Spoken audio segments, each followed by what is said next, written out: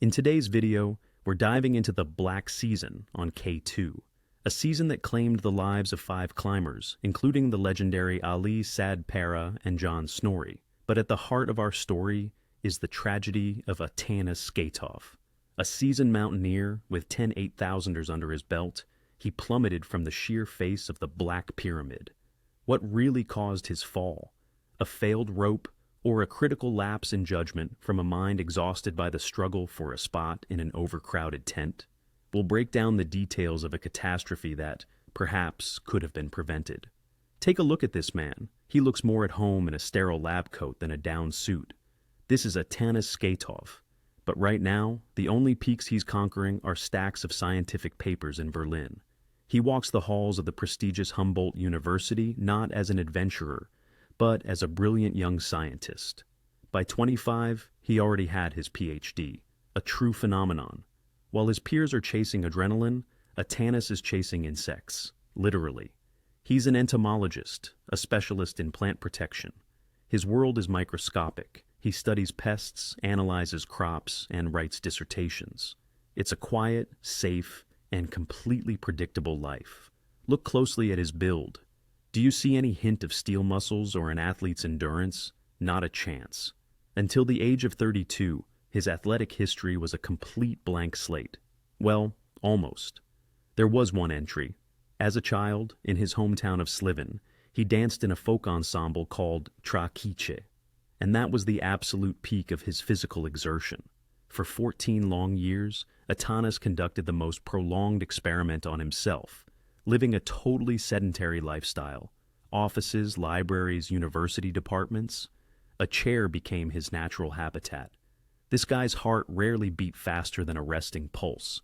To everyone around him, his destiny was set in stone. He would become a respected professor, head the agronomy department, and grow old among his books.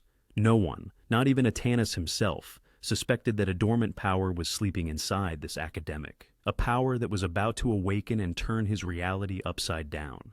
650 kilometers. That's the distance that shattered his reality into a before and an after. In the summer of 2010, our desk-bound theorist does something no one expects. He lines up at the start of the legendary Com Trail. This isn't a walk in the park. It's a grueling trek across the entire length of Bulgaria, along the spine of the Stara Planina Mountains. For a man who hadn't lifted anything heavier than a microscope for years, this is a true ordeal. His muscles burn, his legs refuse to move, but in this exhausting rhythm, something strange happens. Atanas doesn't break. On the contrary, he feels like he's breathing real air for the first time. Later, he would utter a simple yet fatal phrase: "I fell in love with the mountain, and she fell in love with me." This romance with the high places develops swiftly and irreversibly. When Skatov returns to the city, the familiar walls of his lab suddenly feel suffocating. What once seemed like a cozy future, professorships, titles, conferences, now looks like a cage.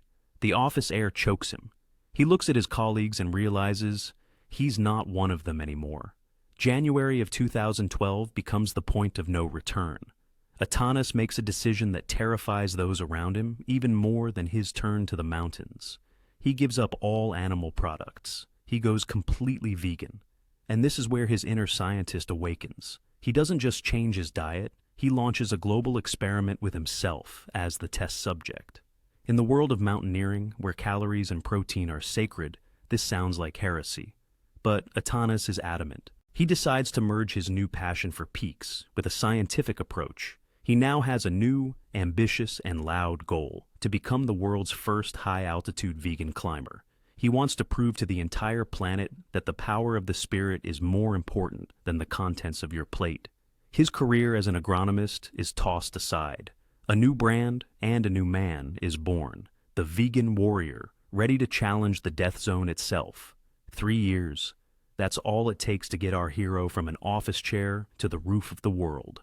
In 2013, Atanas fires up his engine at full throttle. He blasts into the 7 Summits program, and it looks less like the gradual rise of an athlete and more like a rocket launch. First Kilimanjaro, then Elbrus. For a regular tourist, these are lifetime achievements, but for Skatov, they're just field tests. The mountains become his open-air laboratory. He meticulously tracks his body's reactions, testing his plant-based diet in low-oxygen conditions. He works like a scientist: hypothesis, experiment, result. Then comes 2014, and the stakes skyrocket. Atanas heads to South America, to the foot of Aconcagua. Here, he throws caution to the wind. He goes solo, no guides, no safety net from a partner. What takes groups weeks of acclimatization, he does in a single push, 3 days. It takes the former entomologist just 3 days to sprint to the highest point on the continent. The climbing community stares at their stopwatches in disbelief. This guy is breaking every stereotype about human physiology. But the main prize looms ahead. In the spring of that same year, Skatov finds himself in Tibet. Before him stands Everest. And he chooses not the popular southern route, but the harsh northern face, where the winds can knock over a yak.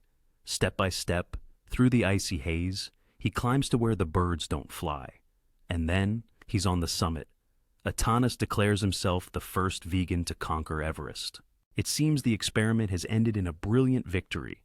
However, the descent brings not just fame, but a major scandal. Whispers start in the climbing circles, then grow into open talk.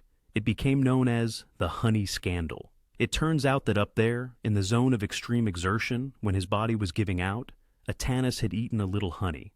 To a layperson, this sounds ridiculous. What's the difference? But for the orthodox vegan community, it's a breach of protocol. Honey is a product of bee exploitation. Technically, the purity of the experiment was compromised. Here, we see a new side of Skatov's character. He could have kept quiet. No one would have known what was in his rations at 8,000 meters. But he chooses radical honesty. He openly admits, yes, I needed fast energy, and I did it. This act splits his audience. Some accuse him of chasing hype and failing to live up to his title, while others admire his sincerity. But the fact remains, the man who was sitting in an office just yesterday is now looking down on the world from its highest point. Forget about the honey jars and internet debates for a minute. The stakes are about to get much higher. It's 2015. And Atanas Skatov is no longer just an eccentric amateur. He's stepping into an arena where a mistake costs far more than a failed experiment. His target is Manaslu, the world's 8th highest peak, 8,163 meters above sea level. Here, for the first time, he makes a pragmatic decision and uses supplemental oxygen. The successful ascent of Manaslu flips a switch in his mind. Atanas realizes he can do this, and he wants it all.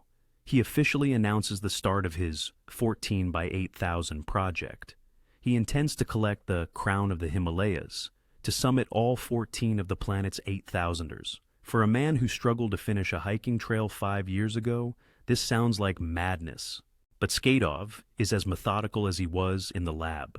2016 arrives. Atanas chooses Annapurna Baspa, one of the most technically and objectively dangerous peaks in the Himalayas. It's not the highest, but it's notorious for having one of the highest fatality rates among the 8,000ers.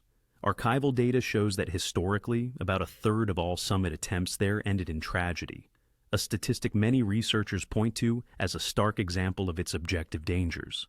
Annapurna's slopes are unstable. There are complex ice sections, frequent collapses, and avalanches, and the mountain itself is known for its unpredictable terrain. For climbers, it's one of the most demanding routes in the world. Imagine standing at its base. You know that 30% of those who dare to try stay here forever, becoming part of the eternal ice.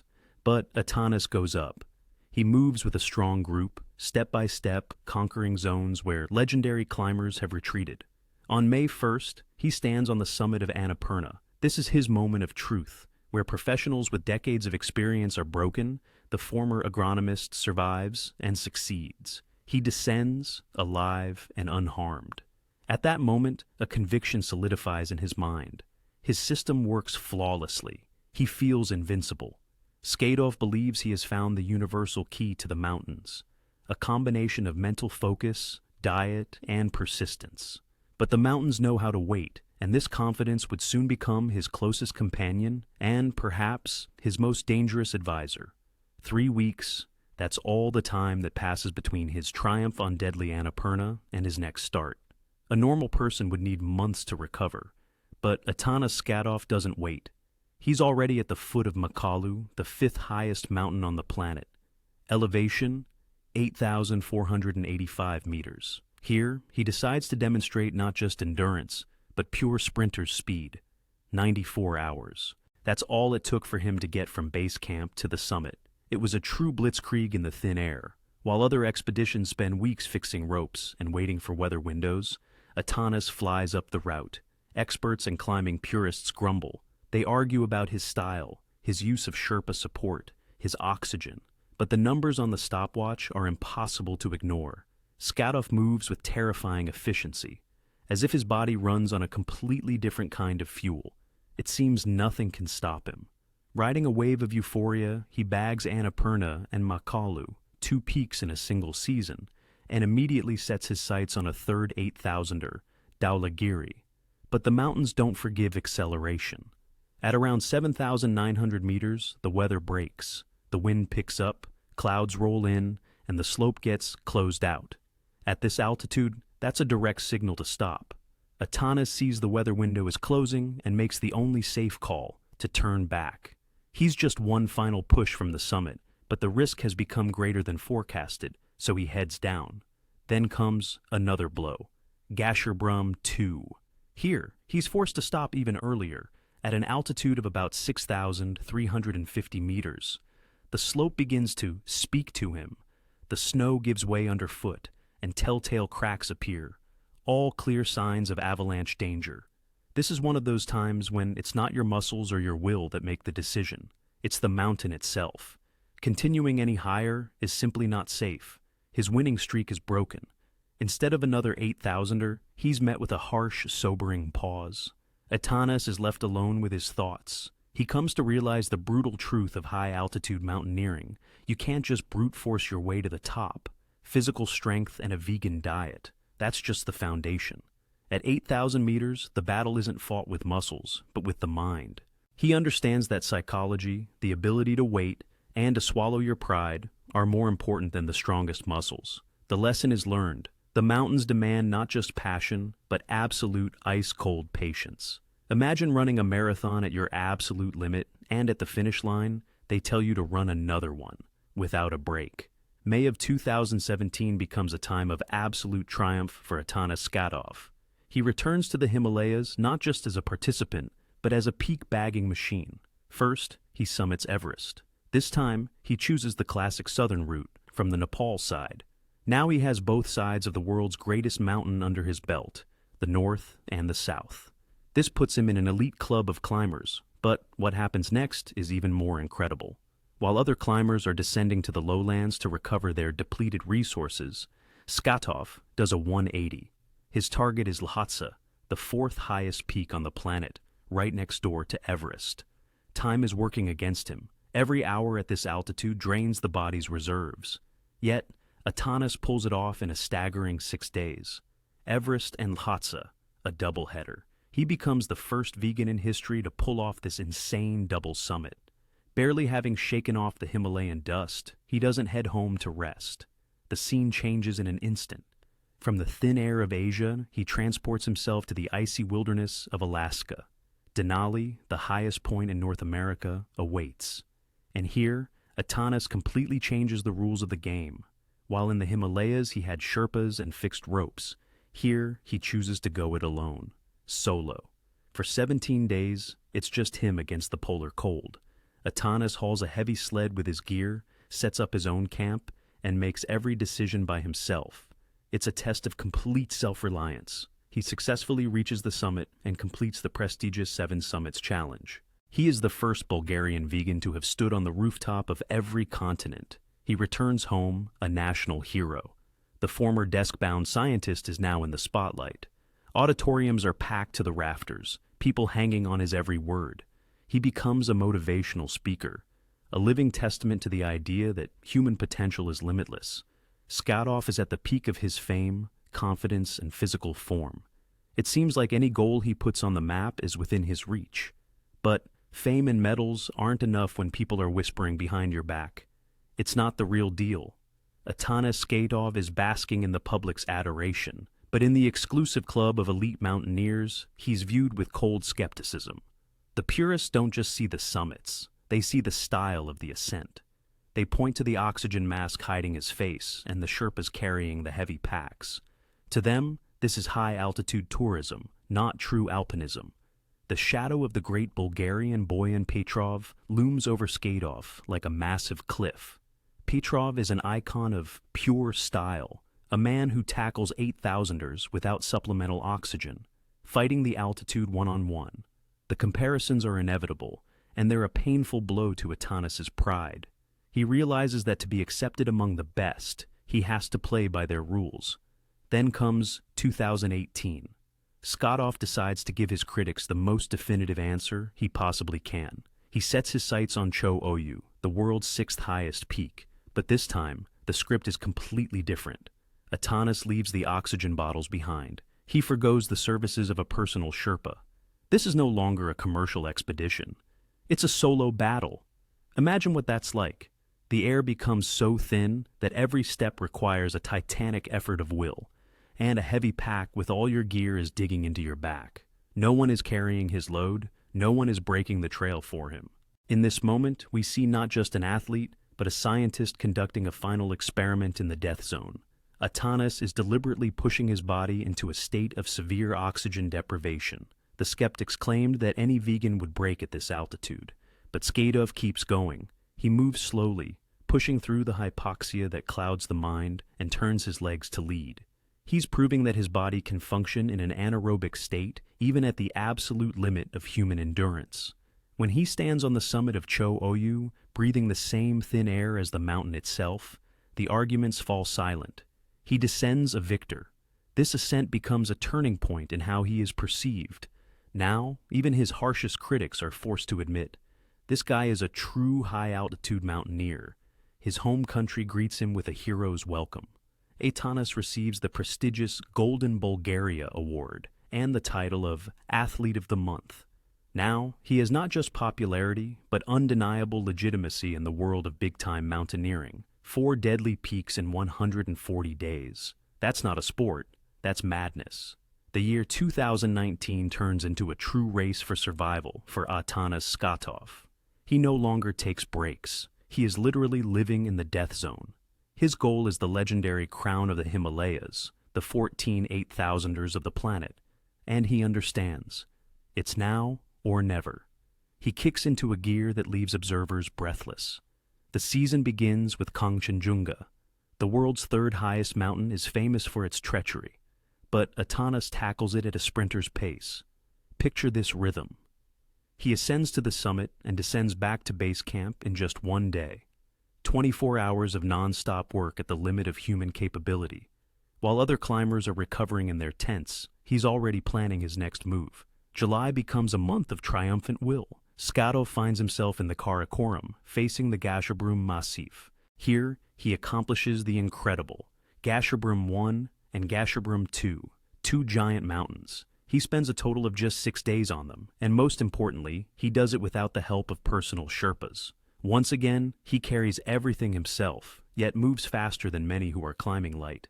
This is no longer just mountaineering, it's an assembly line for achieving goals.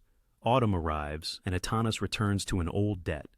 Dhaulagiri, the mountain that rejected him a couple of years ago, now yields to his relentless drive. He closes that chapter, putting a final bold mark on the season. The statistics are mind-boggling. 4 8,000ers in less than 5 months. This is an absolute national record for Bulgaria. None of his countrymen had ever operated with such efficiency. By the beginning of 2021, he has 10 of the 14 peaks under his belt. Only 4 more steps to eternity. But behind this frantic pace lies more than just competitive drive. An invisible timer has started. Skatov isn't rushing for no reason. Expeditions burn through money faster than oxygen. He knows that funding is a fragile thing, and sponsors expect results here and now. He's in a race against his own budget, understanding that the window of opportunity could slam shut at any moment. Imagine a place where the wind howls louder than a jet engine, and the temperature drops to -60. Winter 2020. Atanas Skatov arrives at the foot of K2, the Savage Mountain. This isn't just another peak on his list. It's the last great bastion. At that time, K2 remained the only 8,000er on the planet that had never been summited in winter. It was the holy grail of mountaineering, and the whole world was chasing it. But what Atanas finds at base camp doesn't resemble an elite unit, but a disturbed beehive. It is absolute chaos. More than 60 participants from different countries, dozens of mismatched teams, commercial clients, and professional athletes, all mixed together in one colorful, nervous crowd. It's cramped, noisy, and thick with ambition. It feels more like a train station at rush hour than a serious expedition. The air is literally electrified with rivalry. Everyone knows the weather window is tiny, and everyone wants to be first. On January 16th, a historic event changes everything. A team of Nepali Sherpas does the impossible. They reach the summit. They sing their national anthem on the peak, and the news rips through the camp like lightning. The grand prize has been claimed. The race for first is over. It would seem a moment to breathe and congratulate the winners, but for the remaining climbers, including Skatov, the situation has only become more complicated. Now, the expedition transforms into a fierce battle of personal ambitions. No one wants to go home empty-handed. And on that very same day, against the backdrop of the Nepalese triumph, the camp is shaken by terrible news. Sergi Mingote, a legendary Spanish mountaineer and a friend to many present, falls during his descent. He dies. The festive mood evaporates instantly, replaced by a chilling horror. The mountain shows its true face. The climbers are in shock. Many start packing their bags. We recently did a feature on Sergi Mingote on our channel. You can check out the fascinating and unusual life story of this man. Despite the tragedy of Mingote, Atanas stays. He feels a colossal weight on his shoulders. It's not just fear or ambition. It's the pressure of obligation. Sponsors are waiting for a result. The 14 8,000ers project needs to be completed, and his funding is hanging by a thread. An invisible timer is ticking in his head. He knows that if he backs down now, there might not be a second chance. Logic is screaming at him to get out of there, but his will is pushing him upward. For him, it's become a matter of principle, now or never. February 4th. Remember that date, because this is the day when ambition collides with brutal reality. The group begins their final push. They leave the relative comfort of the lower camps and start to climb the Black Pyramid, a sheer wall of ice that seems to stretch right into the heavens. Their goal is Camp 3, an altitude of 7,350 meters. In mountaineering, this is what they call the assault camp. It's a place where you're supposed to get a little rest, melt some snow, drink something hot, and gather your strength for the final sprint to the summit.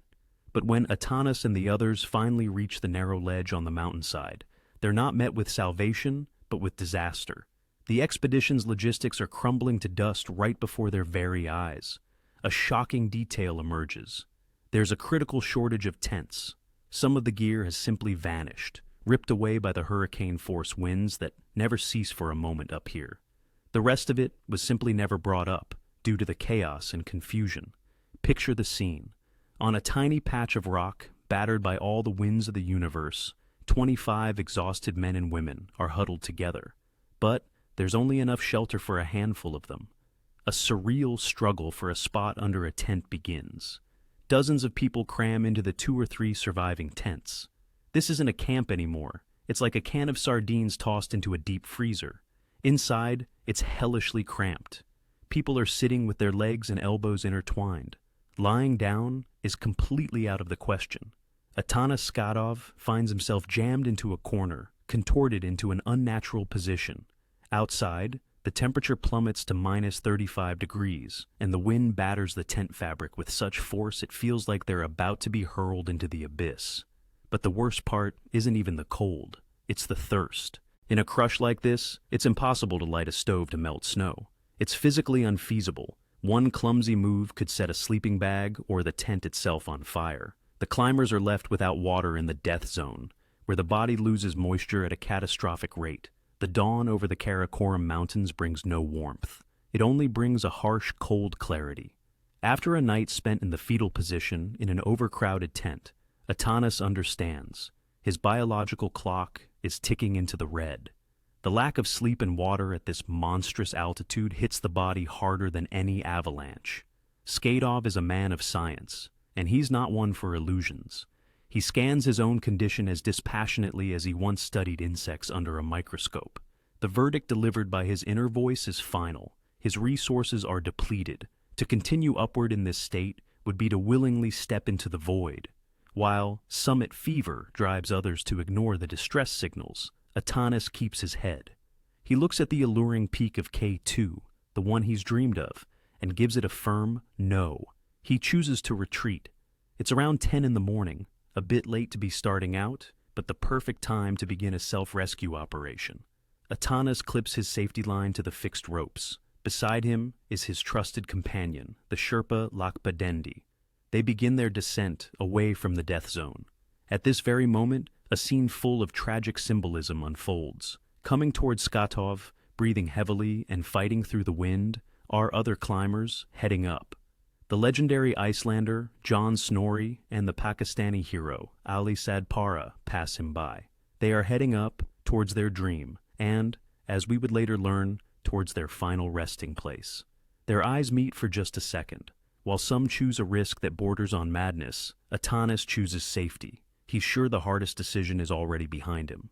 He's convinced that with every meter he descends, his strength and his control over the situation will return. No one in that moment has any idea that this descent will be the shortest and most dramatic of his life. Imagine trying to descend the face of a skyscraper that's been glazed over with a sheet of pure glass. That's exactly what the section Atanas Skatov is stepping onto looks like. This is the infamous Black Pyramid. Geologically, it's a dark rock formation that, in winter, turns into a vertical ice rink. There is no room for error here, no convenient ledges to catch your breath. This is technically the most difficult section of the mountain, where a climber depends not on their feet, but solely on the rope and their skill in using it. The terrain is merciless. The rocks are covered with a thin layer of verglas, a hard, slippery, and unpredictable type of ice. Crampons scrape against the stone, searching for a hold, but often they just slip. The entire descent becomes an endless series of mechanical actions. Atanas has to constantly repeat the same procedure. Approach a knot in the rope, unclip the carabiner of his safety line, move it past the knot, and clip it back into the next section of rope. Click, pause, click. Hundreds of times over. It's a routine, but a deadly one, because for that split second between clips, you are effectively untethered from the mountain. In this tense moment, Lakpadendi, the Sherpa accompanying Skatov, does something that will later become a key piece of evidence. He takes out his camera and shoots a short video. This footage is a unique document of the final moments of calm. We look at the screen and see Atanas.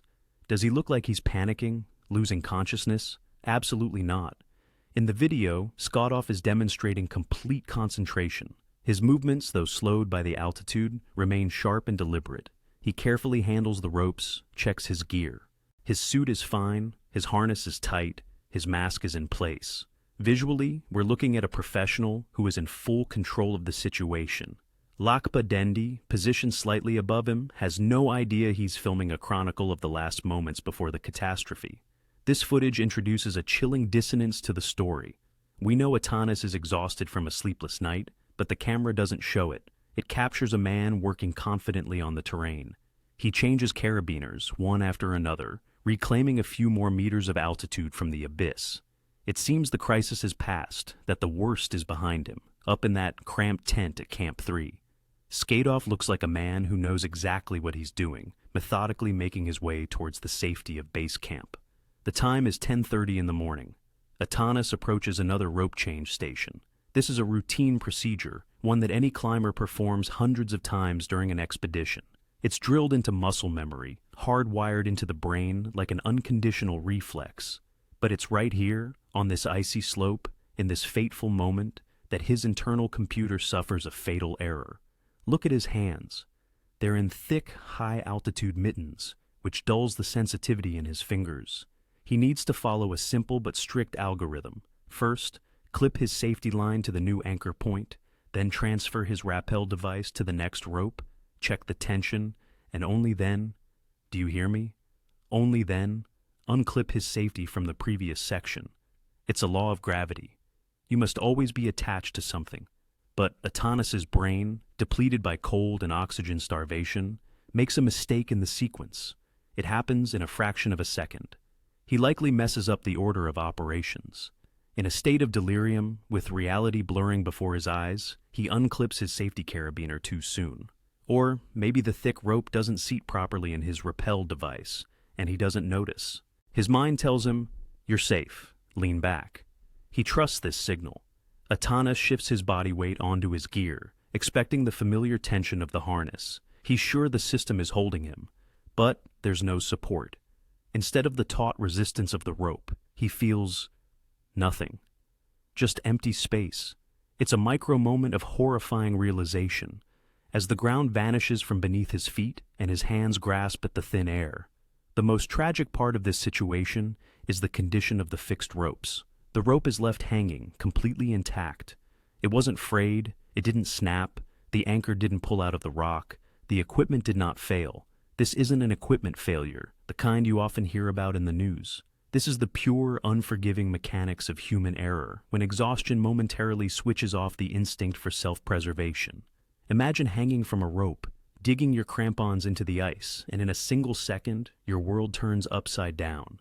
Elias Saikali, a renowned filmmaker and mountaineer, is a little further down the slope. He's focused on his own ascent, battling the wind and fatigue. Suddenly, his peripheral vision catches a movement.